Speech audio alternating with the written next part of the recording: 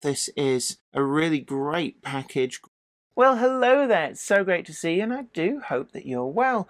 Welcome to Weir Yard. I'm Jennifer Kirk, your host, and well, isn't it always the case? You wait for a bus and then two come at once, and it does feel that the Lowdown on the Lowmac has done just the same to us, with two different manufacturers producing their own models of this well wagon in pretty much as many weeks. Oh, a duel! How very delightful! And we've only just reviewed the other manufacturers' offering, and it really was a good offering, I will say that.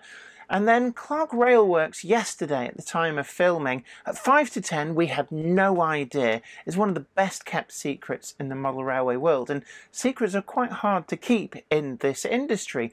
But Ellis has done that. And we got this announcement at 10 o'clock that their first ever 00 gauge wagon was going to be a Lowmac, and we were, oh, that's a surprising choice, all things given. And then we looked at the small print, and it's like, in the shop, available to buy right now. I have never seen that before, well, certainly not for a great many years, that a model just turns up. It's there to buy at the moment of announcement. And I quite like this, because that plays to the impulse buying gene, the immediate instant gratification. I like it. I'd like to see more announcements done this way. But of course, of more significance is that this is the first 00 gauge wagon model from Clark Railworks. We'd already knew about the quad arc coaches and the 210 War Department steam locomotive that had been announced and been in development, but this really has blindsided the model community. So much so that a good friend of the channel, Iron Horse Railways, oh, hello there, jumped on his motorbike in some truly atrocious rain and hot-tailed it over to Skipton to take a good close look, and Ellis very kindly has given us some review samples for us to take a good close look at, and I'm really quite excited by these. They very kindly sent the Satlink liveried version, the Engineer's Grey, and a post-tops BR Bauxite version, but there are others available to represent the entire lifespan of these long-lived wagons, from the original LNER liveries, the LMS livery for those that were built by the LNER for the LMS during the Second World War, the early revenue version BR liveries, we've got olive green, we've got Engineer's Grey, we've got Engineer's Yellow, that really quite eye-catching Satlink as well. There are so many different liveries, I think 13 different versions that are being released in this first tranche of models, with scope for many more to come. For those of you who are a little bit worried maybe that there's some duplication between those that were announced from another manufacturer a couple of weeks ago, do not worry. The actual identities and running numbers of all of these wagons are different, and I really do like that. It means that there's no risk of accidentally buying the same wagon twice. But do these models make the grade? Certainly we've been wowed by some of the models from Ellis Clark over the years. That black 5 in O gauge was exquisite, and certainly the press flow cement wagons in O gauge as well really did impress me a lot. So it stands to reason that in 00 gauge the bar has been set very, very high. It does appear to be Ellis's watchword that you do it properly or you don't bother at all. So these do promise to be something very special. Do they make the grade? Well, we've got the full lowdown on the Lowmac from Clark Railworks, so come with me and let's take a good close look. And of course, if you like any of the wagons that we feature today, then we've got a link down below. It's not an affiliate link, it just takes you to a Clark Railworks where you can find the full range of all the different versions available. But they are proving incredibly popular. In fact, Ellis said yesterday that the demand has surprised even him. So you really do have to get your skates on to not miss out. And I think some of these livery examples are going to sell really quite strongly. But come with me and let's take a good close look and see whether Clark Railworks' first 00 gauge wagon is as good as those O gauge models that we've reviewed here before. Come with me. Today's video comes in association with Tramfabriek, makers of DCT decoders and accessories that are designed by enthusiasts for enthusiasts. Find the full range available to order now at tramfabriek.co.uk. Additional support comes from... This is Clark Railworks, and this is what we do. You'll know us from Ellis Clark Trains, and you'll get the same friendly expertise with us too. We've got a huge range of pre-owned model railways from all your favourite manufacturers, and maybe some you hadn't heard of before. It's the place to come for quality. We don't stock substandard models, and everything we sell is fully tested and photographed by model railway experts. No matter whether you model OO gauge, N, HO or more, we have sought after models from all around the world with new listings added every weekday. Check out what's available now at clarkrailworks.com and don't miss out on your latest logo. Before we get into the review, don't forget to hit that like button and consider sharing this video to social media. It's a great way of letting other modelers know about this new development in the hobby. And if you haven't already done so, then do please hit the subscribe button and ring the notification bell just to try and make sure that you're notified about new videos as and when they come up. And of course, do join us every Monday from 7 PM UK time for the Monday Club, your online model rail community where we talk all things model trains. Is a great place to hang out. Come for the original and best model railway live stream magazine show with myself and the Cupboard Monkey. But first, let's get on with these Lowmac wagons and see whether Ellis Clark has hit the grade with their very first OO gauge release.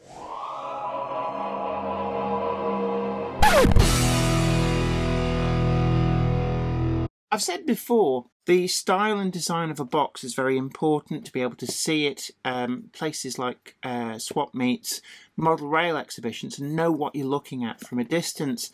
And I guess with the number of different manufacturers out there, it's getting quite tricky to have a design that stands out. I think all of the colours are kind of gone. But Clark Railworks really have managed it. We've got a very eye-catching box. And I do actually like the green and the cream. It's more of a sort of British racing green, verging on bronze green. It does actually make me think of things like Jaguars, Aston Martins, Land Rovers, that kind of thing. So it's a really good look. We've got the line drawing of the Lowmac and the three examples that they very kindly sent for the channel to take a good close look at is C3005A. This is a bauxite version suitable for era 7 and 8, it says here, and this is because it's got the tops lettering. This is also an example that survives into preservation. The next one here as well, we've got the Satlink livery. This really does look something special, and I must admit, this is probably the livery that has really caught my eye. So this is C3010A, and this is the Satlink version. Suitable for era 8, it says here. Again, preserved example. And then the final example is actually a livery I wasn't aware of. Engineer's Grey. This is catalogue number C3008A.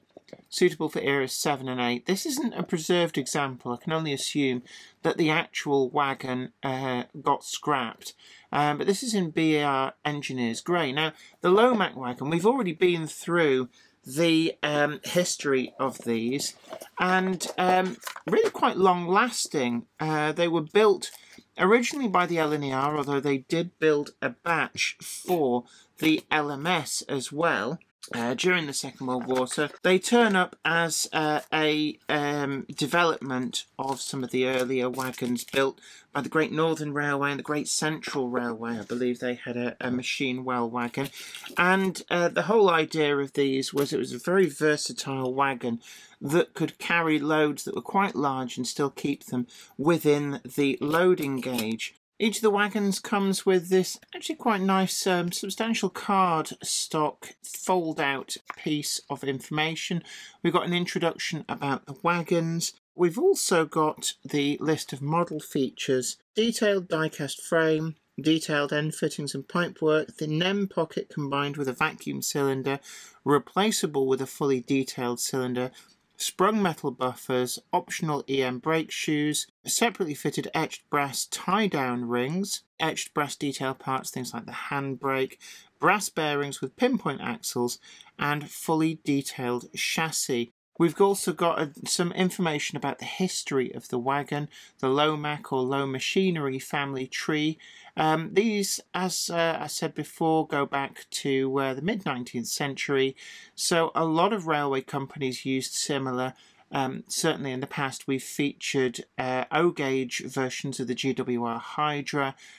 The Great Northern Railway and also the Great Central Railway also developed very distinctive weld machinery wagons, and it's from these that the designs kind of evolved. These particular ones, the diagram 173, constructed in Shildon in 1944, were principally built for the war effort as much as anything else, with a batch of them built by the LNER for the LMS, and then the rest of them built by the LNER, and a further batch was produced by British Railways to the same design. We've also got some information on some of the separately fitted detail parts. Now, it's interesting, it notes the vacuum pipes and the air brake pipes, the through pipes. These actually, on the examples I've got here, are factory fitted. I've had a look through the detail bags, and they are fitted where relevant to the wagons. We've got some information on the couplings, the NEM pockets, and fitting that optional vacuum cylinder, and also for EM and P4 modelers changing out the wheels. So I'm going to start off actually with the, I'm going to start with the Satlink one. This has been very much an eye-catching livery. So I've got this out of the box, and the first thing to say is, in terms of weight, these have got a huge amount of weight. It's an all die-cast arrangement. Really quite impressed with the weight that they can get into what's actually, in double O gauge, quite a slender wagon. And I have weighed these. They come in at exactly 50 grams on my budget spring balance. Quite hard to weigh them, but I've managed that. And I have weighed the one that we reviewed last week from another manufacturer. And just with a little bit of a caveat that had a load glued to it that came with it, albeit made of plastic. That weighed in at 53 grams, so we're going to say the load on that was 3 grams, and they're pretty much nearest damn it the same weight as each other. The die-cast metal construction does mean we get a wonderful finish on the paint, and I've always said that painted metal looks a lot more like painted metal than plastic painted to look like metal. And you can see here we've got a lot of relief into this metal casting. We've got all of these plates with the rivets, and it really is quite exquisite seeing all this detail.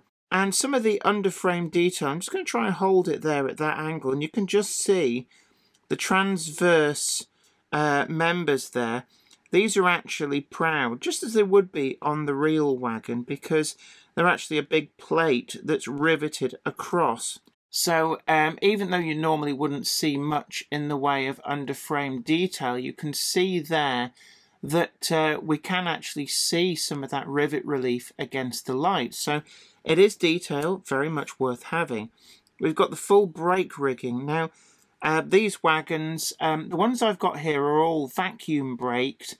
Some of them also have air brake through piping as well.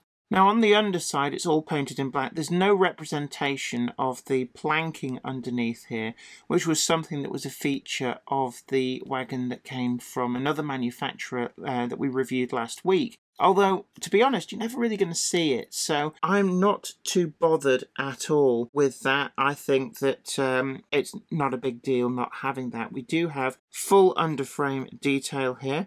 You can see that we've got the brass bearing cups there in the W irons. Again, that makes sure that these are really quite free runners, and there's going to be no issues with it slowly reaming out the ends of the axles where they go into the W irons. We've also got plenty of space. This is worth pointing out.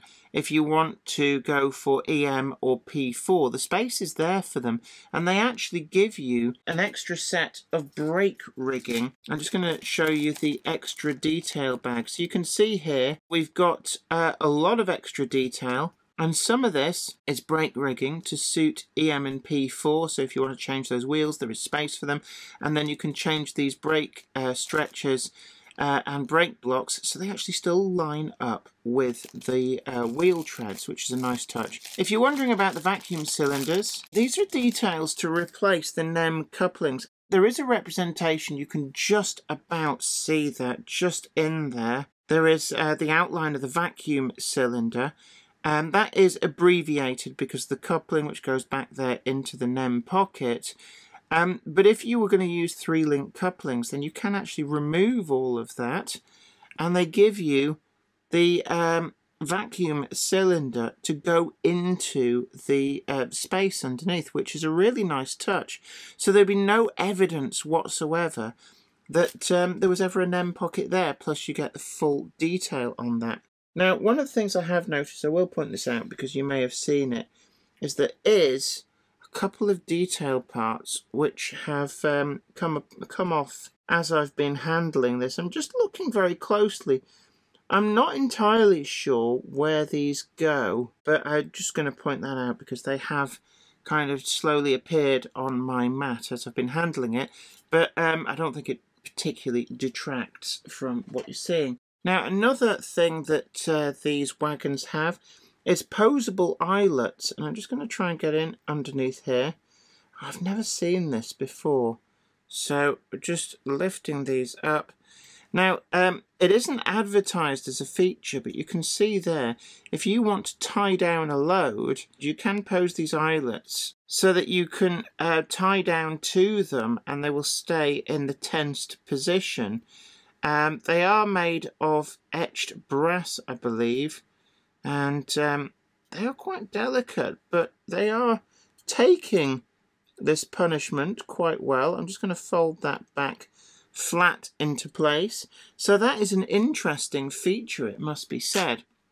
Now, looking to the business side of this, we've got a lovely finish on this with all the framing painted in the yellow, and then we've got this plank finish in between with these kind of short planks which do line up with the cross members. That's how they would have been on the actual prototypes, and I do like the pattern on the bolts for bolting these down, and these do fit again the pattern that would be seen on the prototype wagons. Looking at the end ramps, we've got that representation there of the planking all the way to the edge, and then we've actually got rivet detail on these. This is something that wasn't present on the other Lowmac that was available that we did a review on last week. And it's not until you see the riveting present that it draws attention to the strangeness and flatness of it if it doesn't have that. We've also got these, again, eyelets. They are separately fitted parts, and that is really quite wonderful. The yellow on this is really quite glossy. You can see there's quite a shine on it. And one of the things that I have noticed when comparing the olive green on the Clark Railworks ones, I don't actually have an olive green example here, but Craig at Iron Horse Railways actually got one, and we compared it side by side with the olive green of the other manufacturer, and it's slightly more glossy from Clark Railworks. There's not a lot in it, it must be said, but I must admit I do prefer that slightly more muted colour, but really there just isn't much in it. When we look at the buffer beams, now the buffers themselves, these are sprung. We've got turned metal heads, and they've got that correct slightly domed pattern as per the prototypes, and there is quite a pleasing spring to these. We've got factory fitted metal drawbar hooks. These are perfectly functional if you go down the 3-link route. And I really do like these vacuum hoses. They're made from, well, a very springy plastic. It's almost like a rubber is the best way I can describe it. I've never seen that before. Normally these are a kind of really hard plastic. But that does mean, theoretically, I guess, you could actually superglue the end of that to the end of, say, the next wagon and physically connect up your vac pipes. Or you can buy some incredibly small magnets and you could glue a tiny magnet on the end of there, paint it black, and you've got the means to actually connect up your vac hoses. I mean, that is really pretty good.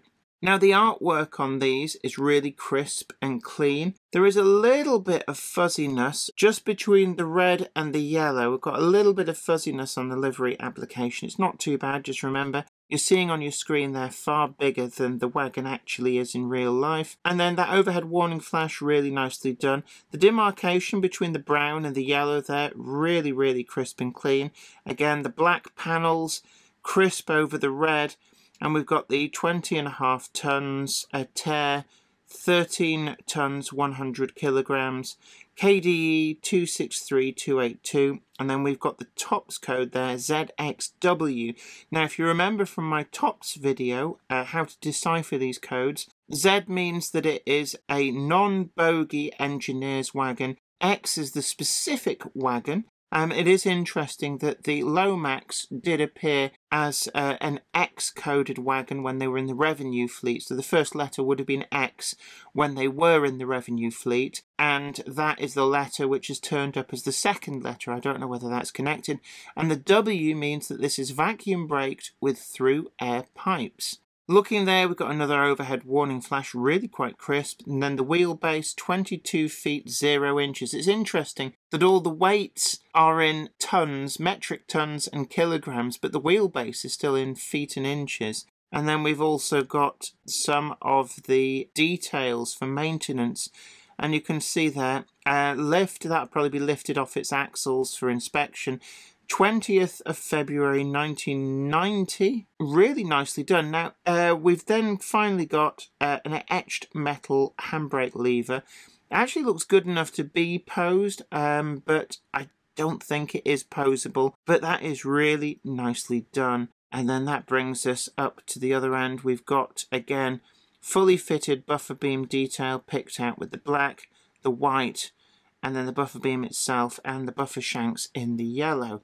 Now, it must be said at this point that these wagons were designed by Clark Railworks' designer, Nikki, a very, very talented lady. And it's one of the things that I do like to highlight is the real influential women of this hobby are those that work at the manufacturers, creating the models that you buy. And the design work on this wagon has been done by Nikki, and all of the artwork for all of the liveries has actually been done by another talented woman, Holly. So these wagons, if you want to see the representation of women in the hobby, these wagons really are a testament to the skills of the women that are there in the hobby and are being incredibly influential. Today's video is sponsored by TMC, the Model Centre, your first choice for finding all of the models featured today at the best possible price at the link in the description. TMC also offers custom weathering and renumbering to any model, be it brand new or pre-owned. Check out their full pre-owned listings too, where you can be assured of quality as every item is screened and graded by professional staff. TMC, the Model Centre, your first choice for all aspects of modelling.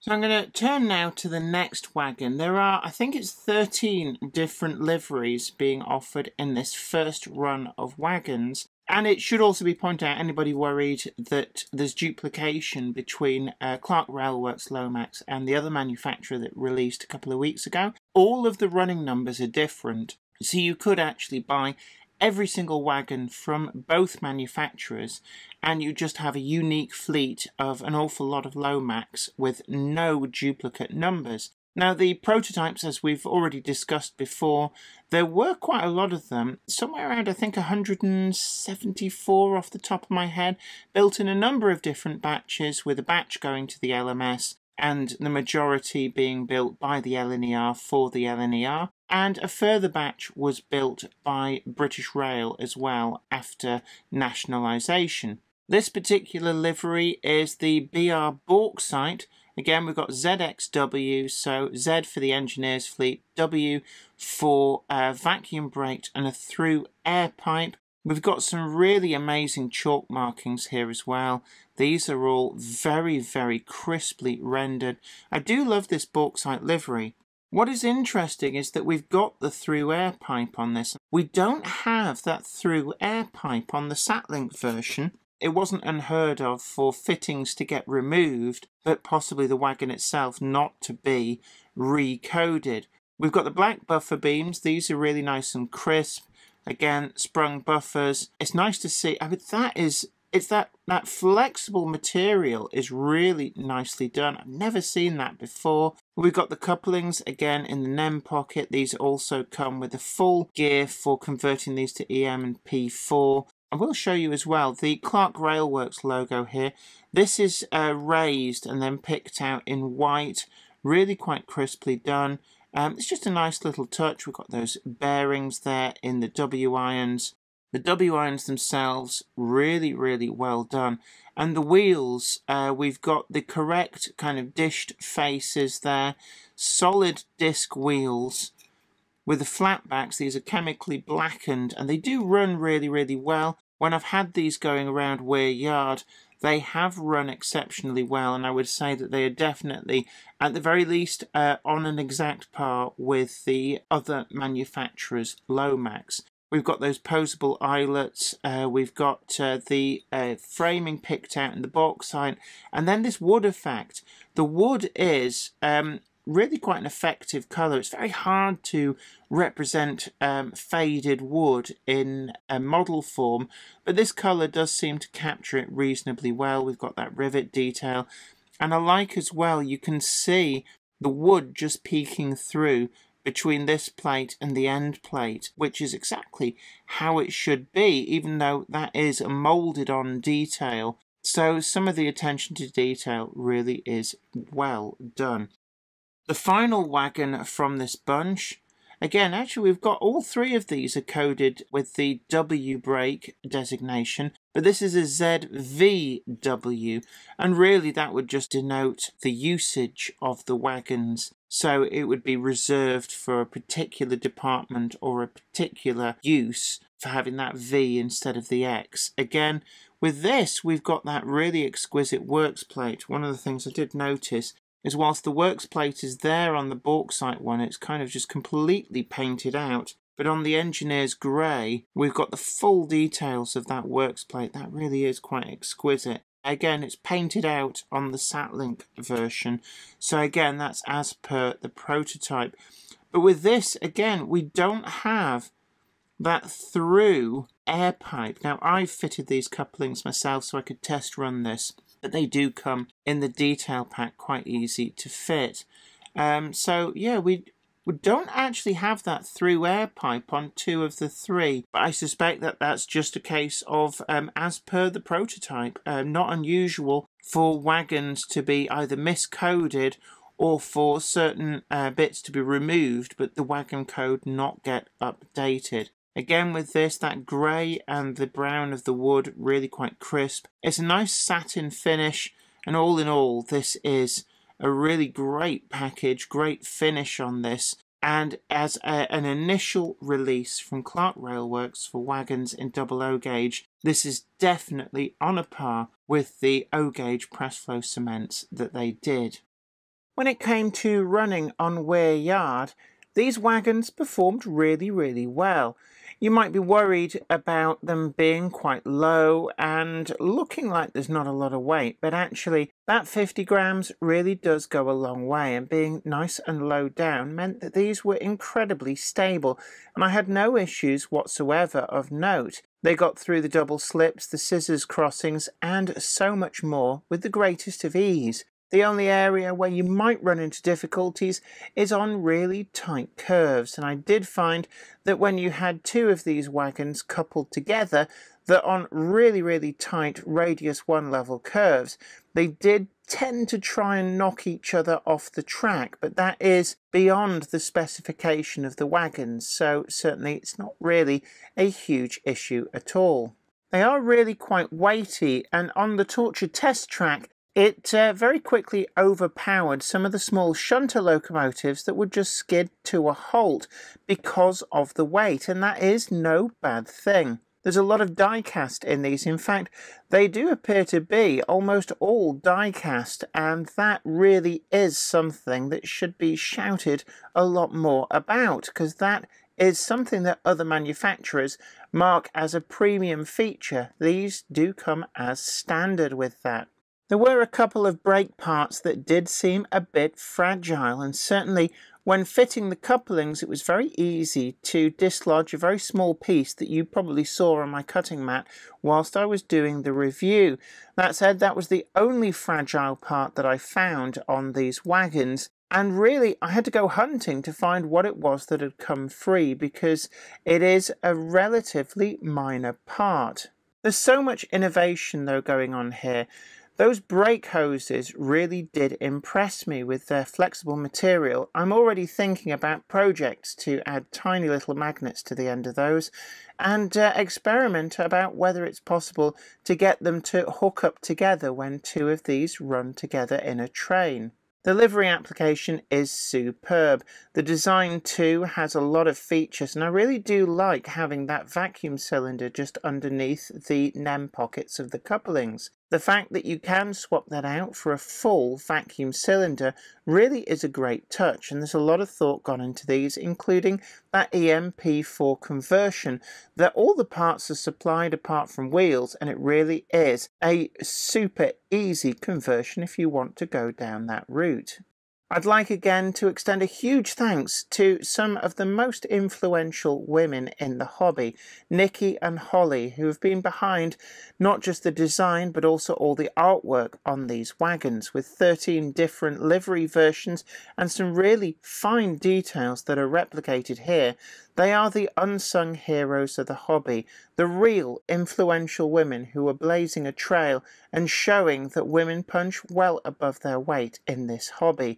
Here we are with some amazing models, and they are certainly going to find a stellar place in a great many people's collections. Hurry and get them at the link down below, because they're sure to sell out quickly.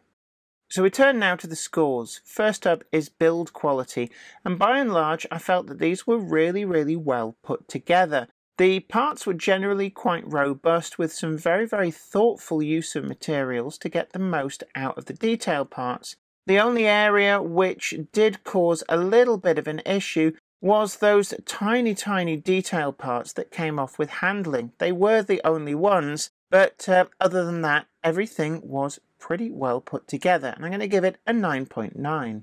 On running quality, these models performed absolutely flawlessly. They went through scissor crossings, double slips, and all manner of poorly laid track here at Weir Yard, and there really wasn't anything that fazed them. You could have them at the head of a very long train with a lot of weight behind them, and they ran just as well as if they were swingers at the end of the train.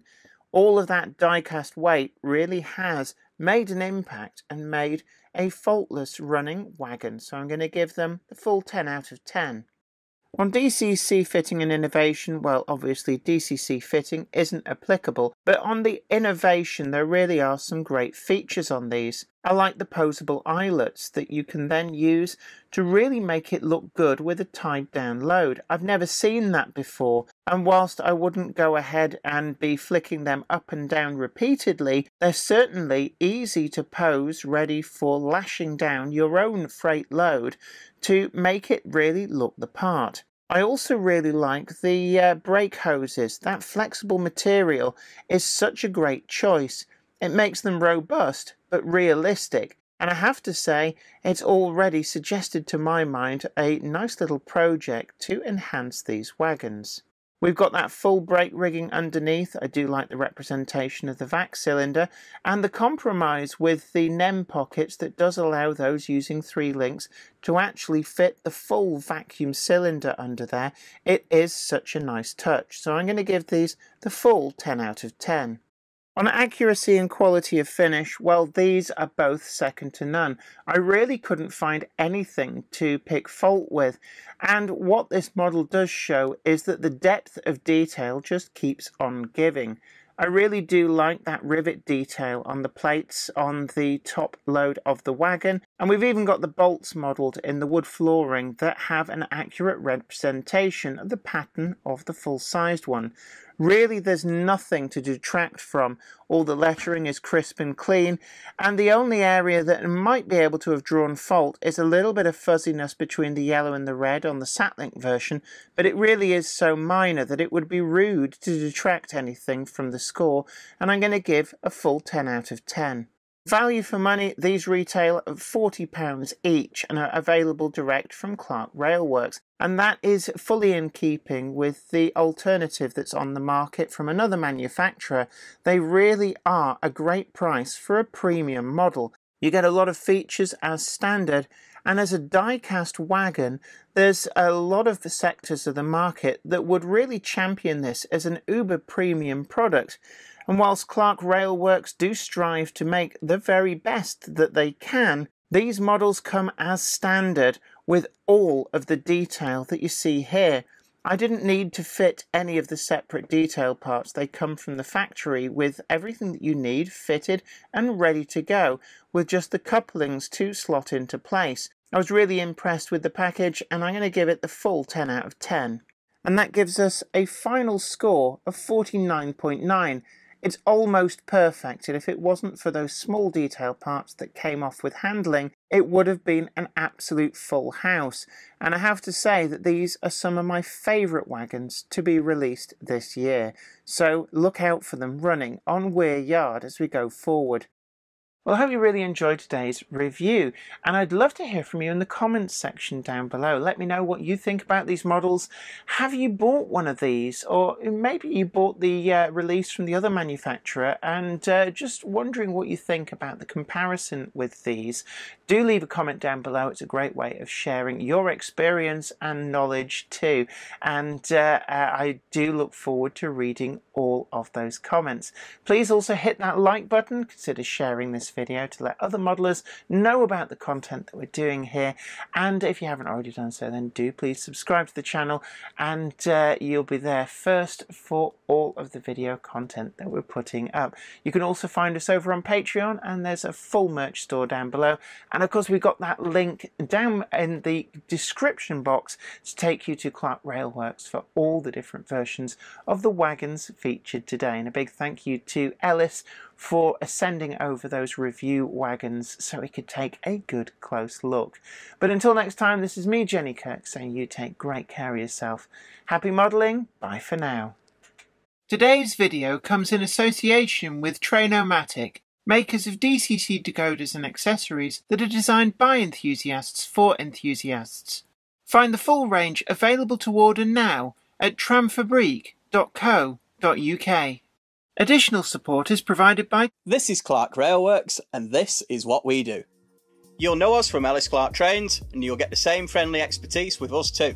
We've got a huge range of pre-owned model railways from all your favourite manufacturers, and maybe some you hadn't heard of before. It's the place to come for quality. We don't stock substandard models, and everything we sell is fully tested and photographed by model railway experts. No matter whether you model double O gauge, N, HO or more, we have sought after models from all around the world with new listings added every weekday. Check out what's available now at clarkrailworks.com and don't miss out on your latest logo. Today's video is sponsored by TMC, the Model Centre, your first choice for finding all of the models featured today at the best possible price at the link in the description. TMC also offers custom weathering and renumbering to any model, be it brand new or pre-owned. Check out their full pre-owned listings too, where you can be assured of quality as every item is screened and graded by professional staff. TMC, the Model Centre, your first choice for all aspects of modelling. I'd like to thank everybody over on Patreon, and an extra special huge thanks goes out to our Patreon heroes. Without you guys over on Patreon, we really wouldn't be able to keep making the video content that you see on this channel. And don't forget that you can also head on over to patreon.com/JenniferKirk and check out the different tiers of rewards. Thank you so much. You are absolute legends.